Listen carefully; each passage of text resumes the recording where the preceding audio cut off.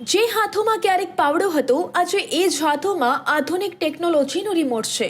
બનાસકાંઠાના ડીસાની દીકરી આશાબેન ચૌધરી, જેમને મિકેનિકલ એન્જિનિયરિંગ કર્યા પછી ખેતીને હાઈટેક બનાવી। વડાપ્રધાન નરેન્દ્ર મોદીની નમો ડ્રોન દીદી યોજનાએ આશાબેન જેવા અનેક બહેનોને આપી છે આત્મનિર્ભરતાની પાંખો। પશુપાલન અને ખેતીની સાથે ડ્રોનથી દવાનો છંટકાવ કરી આજે તેઓ લાખોની કમાણી કરી રહ્યા છે। મિકેનિકલ એન્જિનિયર બનીને તેમને પાવડો નહીં પણ ડ્રોનનું રિમોટ પકડ્યું અને સાબિત કર્યું કે ભારતની દીકરીઓ હવે નમો ડ્રોન દીદી બની ખેતીની કાયાપલટ કરી રહી છે।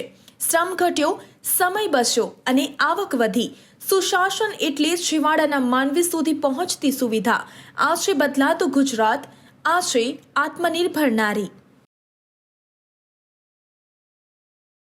મેં મારા સખી મંડળથી શરૂઆત કરી। અમે પહેલાં એક સખી મંડળ બનાવ્યું, પછી અમે બધી બહેનો ટ્રેનિંગ લેવા માટે કૃષિ વિજ્ઞાન કેન્દ્ર GLPC અને આત્મામાં જતા, ત્યાં પ્રાકૃતિક કૃષિની ટ્રેનિંગ લેતા। ત્યાં ડૉક્ટર પવાર સાહેબે અમને માહિતી આપી કે નમો ડ્રોન દીદી યોજના આવી રહી છે। તો આ યોજનામાં મેં નામ નોંધાવ્યું। પછી મારું ઇન્ટરવ્યૂ થયું। ઇન્ટરવ્યૂ થયા પછી અમે પૂના ટ્રેનિંગ માટે 15 દિવસ ગયા। ત્યાં ટ્રેનિંગમાં એક્ઝામ પાસ કરીને મને ડ્રોન પાયલોટનું લાઇસન્સ મળ્યું। લાઇસન્સ મેળવ્યા બાદ મીડિયા ભાઈઓ દ્વારા ન્યૂઝમાં આવી ગયું હતું, એટલે બધાને ખબર હતી કે અમને લાઇસન્સ મળી ગયું। તો ત્યાંથી જ ઓર્ડર આવવાના શરૂ થયા। એટલે 1 મહિના બાદ અમને ડ્રોન, ઇલેક્ટ્રિક રિક્ષા અને જનરેટર એમ અંદાજિત 17 લાખની કીટ અમને ઘર બેઠા આપવામાં આવી સરકાર તરફથી ફ્રીમાં। તો પછી અમને ઓર્ડર આવવાના શરૂ, તો હું 2 મહિનાની અંદર લખપતિ દીદી બની ગઈ હતી।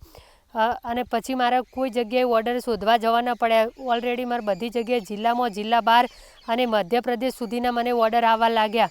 તો મેં કામ કર્યું અને અત્યારે હાલ પણ મારું કામ ચાલુ છે। માટે હું સરકારશ્રીનો, GLPCનો, આત્મા, KVK અને શ્રી નરેન્દ્રભાઈ મોદીનો, કે જેમને વિચાર્યું અમારી બહેનો માટે કે બહેનોને કેમ કરીને આત્મનિર્ભર બનાવી અને અમારા જેવી બહેનો માટે નમો ડ્રોન દીદી યોજના લાવી, માટે હું દરેકનો આભાર માનું છું।